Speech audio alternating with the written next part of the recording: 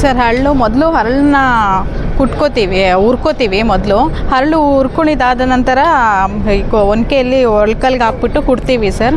ಕುಟ್ಟಿದ ನಂತರ ಮತ್ತೆ ನೀರು ಕಾಯಕ್ಕಿಡ್ತೀವಿ.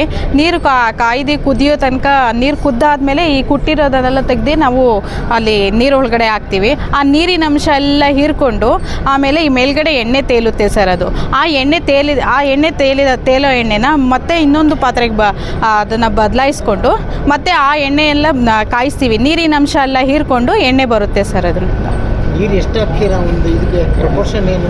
2.5 ಬಿನ್ಗೆ ಹಾಕ್ತೀವಿ ಸರ್. ಎಷ್ಟಕ್ಕೆ? 10 kgಗೆ ಸರ್. 10 kg? ಹಾಂ ಹೌದು ಸರ್. ಎಣ್ಣೆ ಹೆಂಗೆ ತೆಗಿತೀರಾ? ಹಳ್ಳಿ ಕಡೆ ಎಲ್ಲ ಒಂದು ಸೇರಿಗೆ 1 ಬಿಂದಿಗೆ ಅಂತ ಹಾಕ್ತಾರೆ. ಇಲ್ಲ ಸರ್, ಜಾಸ್ತಿ ಆಯಿತು ಸರ್. 2.5 kgಗೆ 10 kgಗೆ ಸರ್. 10 kgಗೆ 2.5 ಬಿಂದಿಗೆ ಸರ್. ಅಂದರೆ ಬಾಯಿಲ್ ಹಾಕಿದ್ದಂಗ್ಲೇ ಎಣ್ಣೆ ತಗೊಳ್ಳೋದಾ ಅಥವಾ ಸೀದಾದ್ಮೇಲೆ ತಗೊಳ್ಳೋದಾ? ಇಲ್ಲ ಸರ್, ಅದು ಎಣ್ಣೆ ಅದು ನೀರಲ್ಲಿ ಕುದಿಬೇಕು. ಕುದ್ದ ನಂತರ ನೀರೆಲ್ಲ ಹೀರ್ಕೊಬಿಡುತ್ತೆ. ನೀರೆಲ್ಲ ಹೀರ್ಕೊಂಡು ಮತ್ತೆ ಎಣ್ಣೆ ಮೇಲ್ಗಡೆ ತೇಲುತ್ತೆ ಸರ್. ಅದು ನೀರೆಲ್ಲ ಇಂಬ್ರುಕೊಳ್ಳುತ್ತೆ. ಅದು ಗಷ್ಟ ಕೆಳಗಡೆ ತೊಕ್ಕಿರುತ್ತಲ್ಲ, ಆ ತೊಕ್ಕೆಲ್ಲ ಕೆಳಗಡೆ ಇರುತ್ತೆ. ಆ ಮೇಲ್ಗಡೆ ತಿಳಿ ಎಣ್ಣೆನ ತಿರ್ಗಾ ಇನ್ನೊಂದು ಪಾತ್ರೆಗೆ ಬಗ್ಗಿಸ್ಕೊತೀವಿ ಸರ್. ಆ ಬಗ್ಗಿಸ್ಕೊಂಡು ಮತ್ತೆ ಇನ್ನೊಂದು ಅದನ್ನು ಬೇಯಿಸ್ತೀವಿ. ಅದು ಬೇಯಿಸಿ ಅದರಲ್ಲಿರೋ ನೀರಿನ ಅಂಶ ಎಲ್ಲ ಹೀರ್ಕೊಳ್ಳುತ್ತೆ.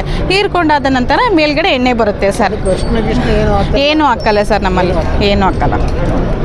10 kgಗೆ 2.5 ನೀರು ಹಾಕ್ತೀವಿ ಸರ್.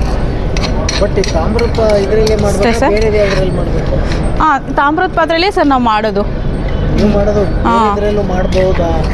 ಮಾಡೋರು ಮಾಡ್ತಾರೆ ಸರ್. ಬೇಕು ಸರ್. ಅದು ಬಿಸಿಲೇ ಕುಟ್ಬಿಡ್ಬೇಕು.